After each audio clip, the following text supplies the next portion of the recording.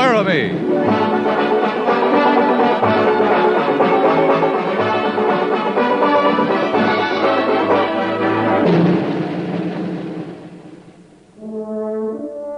Fort Laramie, starring Raymond Burr as Captain Lee Quince. Specially transcribed tales of the dark and tragic ground of the wild frontier, the saga of fighting men who rode the rim of empire, and the dramatic story of Lee Quince, Captain of Cavalry.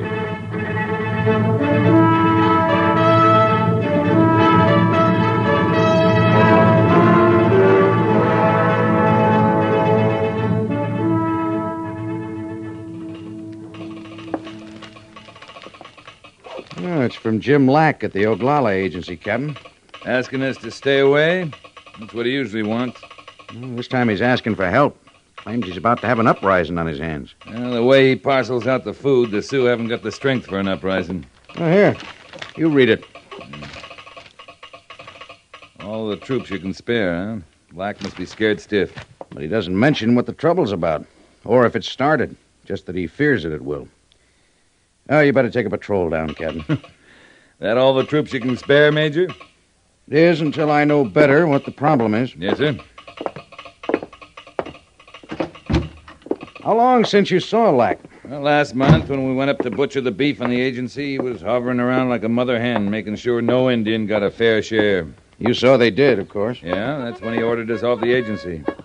I got no way of knowing if the Indians got to keep their meat or not, but they had it when we left. He's a hard man to understand. When he first came out here from the east, remember, we both thought he had a good feeling about his job. He talked a lot about Indians being human, treating them fair. You saying he's changed, Major? Well, hasn't he? I don't think so. He still talks the same way, pretty much. It goes back to what he calls being human. He hasn't had much regard for us as human beings. Or his wife. Never seen her? I met her when they moved out here. Tall woman, thin, never says much. Never says anything anymore when he's around. I don't think he feeds her any better than he does the Sioux. Well, they're sure high on him in Washington. Yeah, sure, the budget boys. Old Lack's keeping them in the black just fine. Of course, they might feel different about him if there is a Sioux uprising. How soon can you leave, Captain? An hour? Good. As soon as you get an estimate of the situation, telegraph me. I don't know what you'll find. Well, there's something wrong, Major. Up to now, he looked on the Army as just so much interference. Now he's asking for us. I'd say Lack's in real trouble.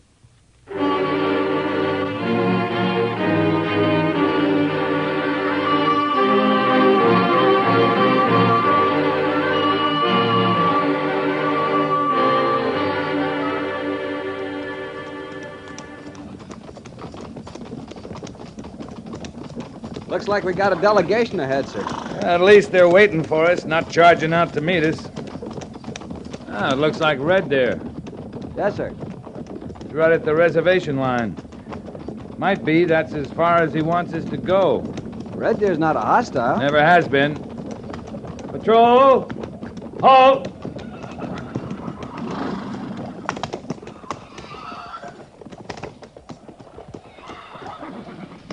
Greetings, Red Deer. Greetings, Captain.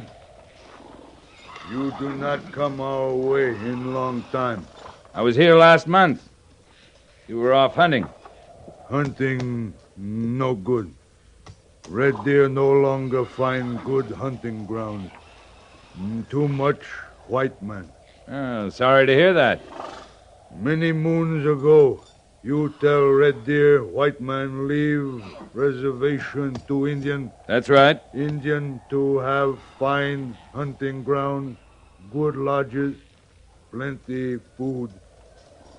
Now lodges no shelter for squaw and papoose. Old, many holes in walls. Bring wind and snow against us. No good food. Now no hunting ground. You powwow with Mr. Lack? No good. Red Deer go make talk. Lack he not listen. If Red Deer talk, Lack he take food away. Make less. Not good. That why you rode out from the agency to meet me, Red Deer? Lack no like army to come. When army come, bad for Indians. We've never bothered you, Red Deer. Not you. But when army come, lack get mad. When lack mad, bad for Indians. Is there new trouble on the agency? No trouble. You sure? No trouble. Good. Now, suppose you ride back to the agency with us. You give hunting grounds back. All right, what's happened to them? White men take all over, dig in rocks, make big holes. Game all run. No good hunting. Miners? Dig in rock, make big hole. Sometimes. Not good for hunting ground. No, not good. All right, Red Deer, ride back with us. We'll make powwow with Mr. Lack. No trouble? No trouble. Then come.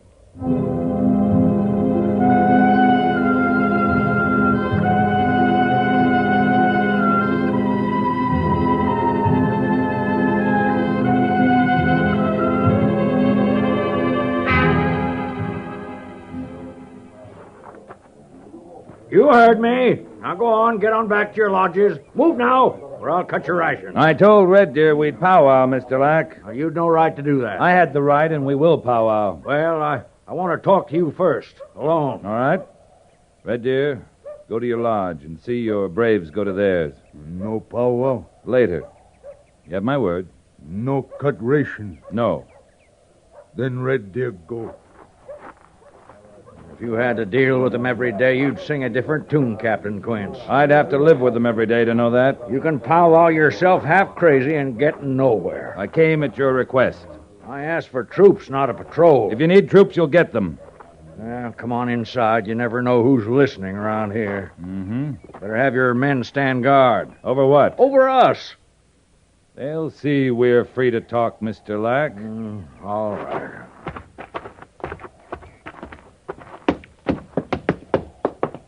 Go on in. Oh, morning, Ms. Lack. Captain Quince? Go on, get on back to your kitchen, Claire. Captain and I have a lot to settle in a hurry. Yes, James. Oh, you'll tell him about... I'll tell him everything, Claire. Now, go on.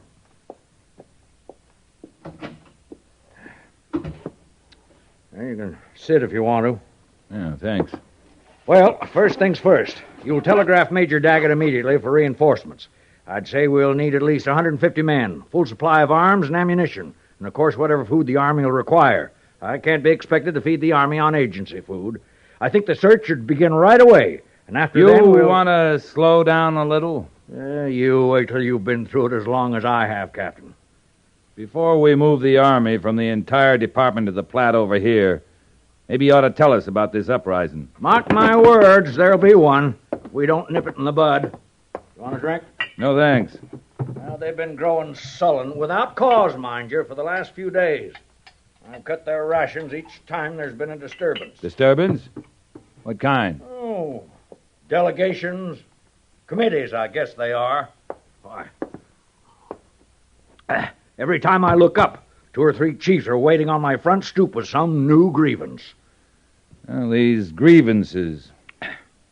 They're what you're calling a disturbance? That's what they are. I was thinking more like a demonstration of some kind. I think that's next on their list. Why? Because of the guns. Now that they're armed, I say we can expect shooting trouble any day. You know they got guns? Of course I know it. That's why I called for the Army. I want you to disarm them first, and after Where'd they that... get the guns? Oh, Captain, you're the most obstinate man I've ever encountered. I'm head of this agency. It should be enough for you that I say they have guns. But it isn't enough. Yes, I can see that. When this agency was established, it was agreed that the Braves could keep their guns if they were hunters. That was before my time, Captain. I'd never have agreed to that. No, but the Army agreed to it, Mr. Lack. All right. Then you may as well know I changed all that. Shortly after I came here, I was quick to see that no good could come of savages under my control having guns. You took them away. For disciplinary reasons, yes. What happened to their hunting? Well, what hunting they're willing to do, they're as lazy as sin, you know. I figured they could do with bows and arrows. Now, look, the Sioux are traditional hunters. They're not lazy about it if they got hunting grounds. They've got hunting grounds by treaty. Red Deer says the miners scare the game off. Well, I can't keep miners out of here. That's not my job. It's the Army's job. We'll run them out. I'm not interested in miners. I'm interested in the Indians having guns. So am I. Now, ever since I took them away, I've kept their guns in one of the supply stores under lock and key. You can be sure of that. Well, yesterday, the lock was broken and the guns were gone. They took their own guns back. That was yesterday morning. I found them gone. That's when I telegraphed the major. Well, last evening, I found some of my own rifles gone. Now, I say they're spoiling for something, Captain. Might be you're right, Mr. Lane. I know I'm right. And I don't mind telling you, it frightens me. It should. I've always been able to handle agency affairs by myself. I've done a good job of it, too, if I do say so. But when savages start arming against me, I don't mind admitting I need help. I'll start a search going for the guns right away, Mr. Lack. Well, good. But you better get some ideas about helping yourself, too. Well, in what way? In the way you look on humanity, Mr. Lack. Agency Indians got the right to enough food, proper living quarters, and hunting grounds. I abide by the letter, Captain. We'll start our search. See what we come up with. Naturally, I'll want to help you any way I can. That'd be by staying right here, Mr. Lack. Let us do the searching. Our way.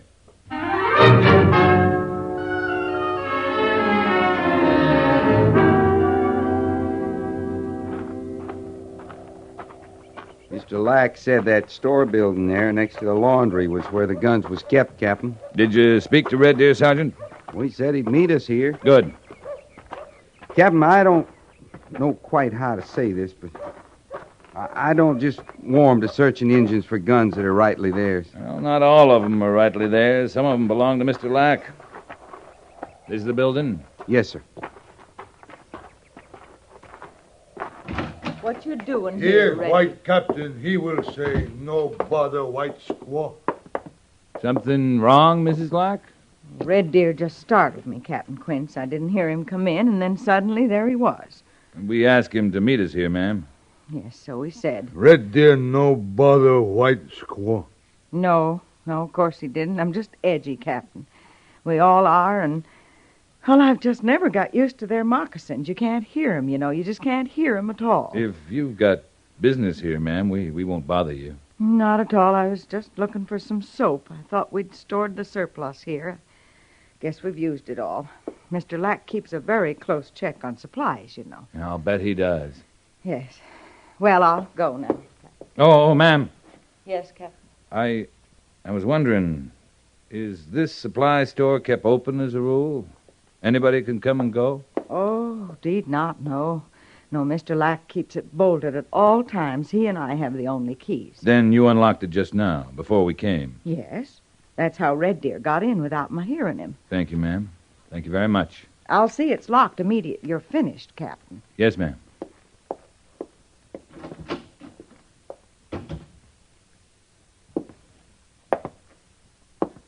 This cabinet, Red Deer. This where Lack kept your guns? Not no. Lock's been spliced clean, Sergeant. Real clean, Captain. A hatchet, maybe. Pretty good-sized cabinet. How many guns did it hold, Red Deer? Not know. Red Deer not know about guns. They were your own guns once. Maybe you figured you had the right to them. Many rights once belonged to Red Deer and people. No more. You hate Lack, don't you, Red Deer? Red Deer come. Make power with Captain. Captain say talk about hunting grounds. Not guns. Not hate. But you do hate him. Not like. Lack give Indian bad lodge. Not much good. Now no good hunting. Hate. Yes. Hate. Enough to want to kill him? Maybe kill. Red Deer not need gun to kill Lack. No, you wouldn't, would you? Well, if you didn't take the guns yourself, Red Deer, you know who took them? Many questions from Captain. No powwow. We don't want to search your lodges, but we will if we have to. You understand? We'll go through every stick of building on this agency to find those guns. Unless your people give them up of their own will. Red Deer not know about gun. Red Deer, listen to me. We're going to try to do our best for you about the food and your lodges. And we'll drive the miners off your hunting grounds. But you've got to help us, too. Now, you go to your people. Tell them to give up these guns, or we'll come looking for them. How much time? Till tomorrow morning. White soldiers camp on agency tonight. Yes, we'll have to. Red Deer go to people. Make talk. If find guns, bring to Captain. Stack them in front of your lodges. If do this, Captain not take papoose from Indian. Oh, where'd you get an idea like that? Red Deer go to people.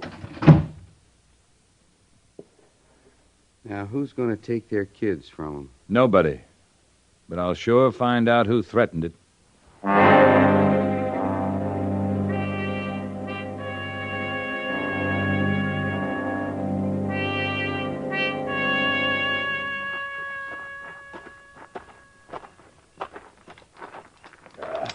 That kind of question doesn't deserve an answer, Captain. Well, I'm still asking it. Take their papooses away? Why? What in tarnation would I do with their mangy kids? The point is, they got the idea you mean to take them. Well, not from me, they didn't. I'd steal guns, too, if I got that kind of threat. What kind of man do you think I am? I've had a look around today, Lack. I've seen what they live in, seen what they eat. I know what kind of man you are. I do my job. I keep Indians in their place. I run an agency with a strong hand because that's the only thing they can understand. But I've never told them I intended to take their children. Now, you can believe that or not. Got all the food stuff locked up tight now, have you? All of it. You can go around exchanging honor pledges with them if you want to, Captain, give them your word on this and that. But I keep their food for them. And that's something they understand. You're wrong, Lack. No man understands starvation. I'll say good night to you, Captain. And sleep well, Mr. Lack. Yeah.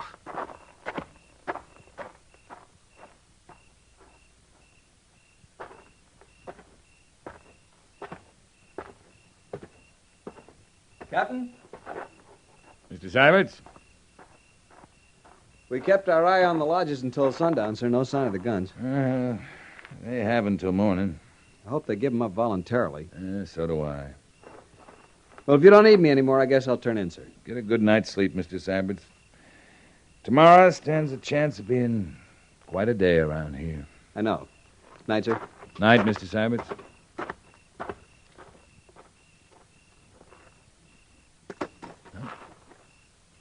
Over here, Captain.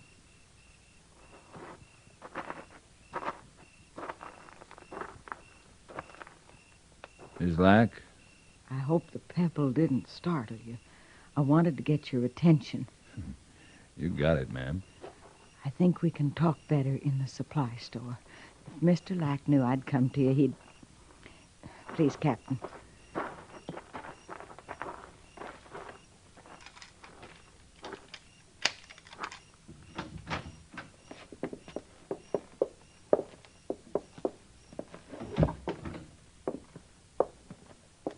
We don't dare light the lamp. Whatever you say, ma'am. I'm so much to blame, Captain. I want you to know I know that now, but at first I thought it was only right. After so much wrong, Captain, I thought... And Mr. Lack's not easy to talk to. He's never easy. Whatever you did, Mrs. Lack, I can believe you thought it was right. That's kind. That's kind.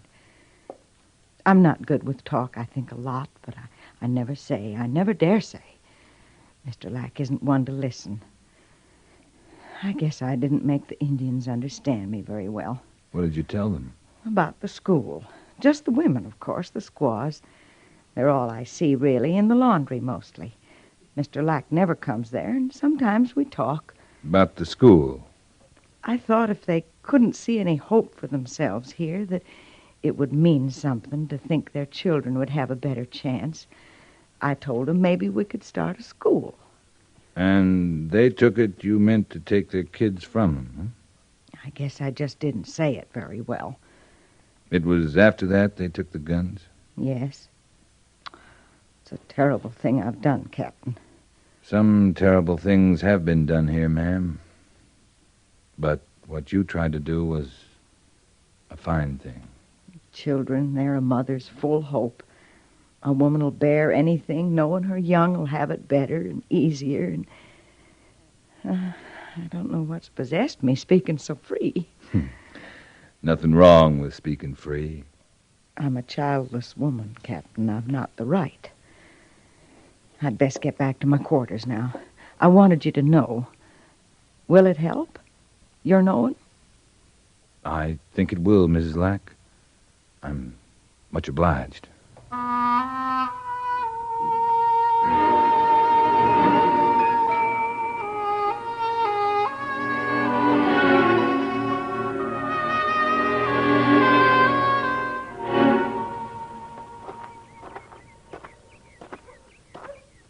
I don't see the guns, Red Deer. No guns, Captain.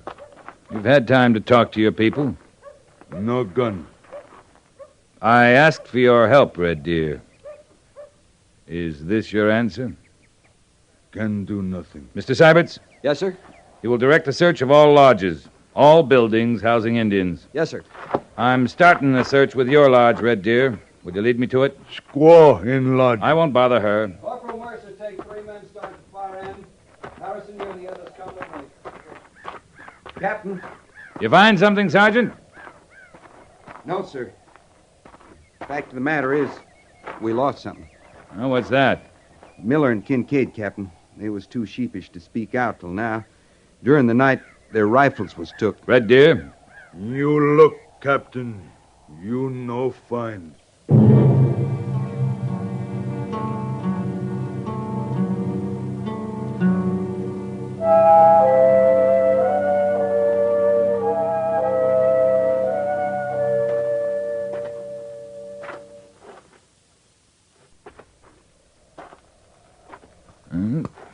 What's this? Belong to squaw. Soap. For papoose. Learn from white squaw. Mrs. Lack? White squaw keep all things very clean. My squaw, she learn from her. Your papoose could learn from her, too, if you'd let her start a school. No take papoose from lodge. You want him to grow up scared, hating, the way you do? Use your head, Red Deer. A school in this agency might make a lot of things better. Not take papoose from lodge. We'll have a lot of talking to do later. Big powwow. Red men, white men, settle many things. You take soap? Oh, no. Here. But your squaw took it, didn't she? From the supply store by the laundry. Not no. Yeah, maybe she took the guns, too. You find no guns, Captain. Well, we'll see about that. They're not lying around here anyway. Come on.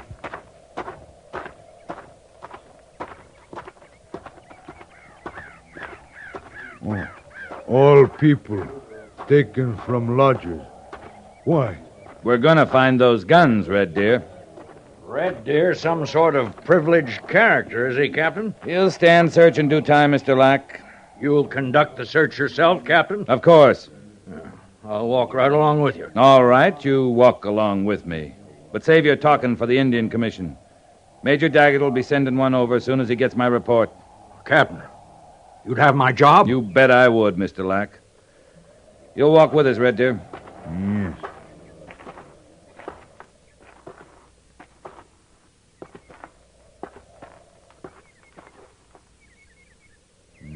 This running bird. Uh-huh.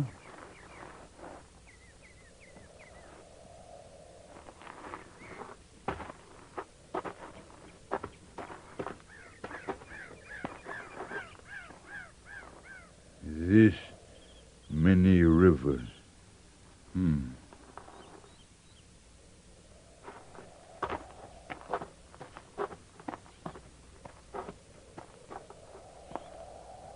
This squaw of Lockwing. Sergeant! Yes, sir. Sergeant, walk toward us along that line. Take a good look. Yes, sir. Well, what is it, Captain? You didn't see Mr. Lack? I saw nothing.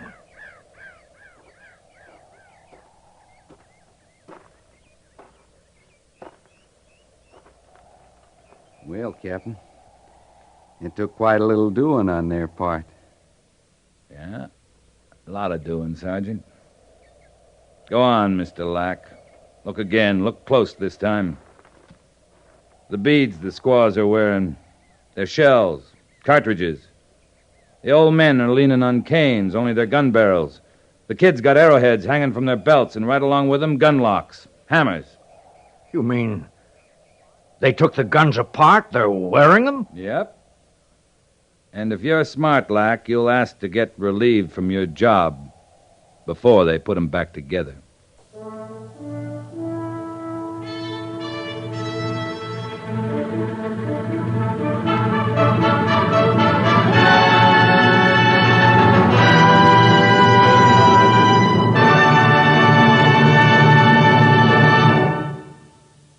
Fort Laramie is produced and directed by Norman MacDonald and stars Raymond Burr as Lee Quince, Captain of Cavalry, with Vic Perrin as Sergeant Gorse. The script was specially written for Fort Laramie by Kathleen Height, with sound patterns by Bill James and Tom Henley, musical supervision by Amerigo Marino. Featured in the cast were Joseph Kearns, John Daner, and Vivi Janis. Jack Moyles is Major Daggett, and Harry Bartell is Lieutenant Seiberts.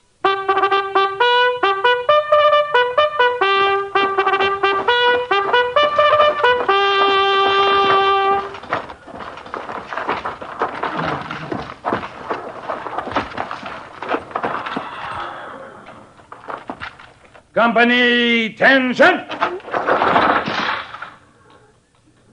Dismiss.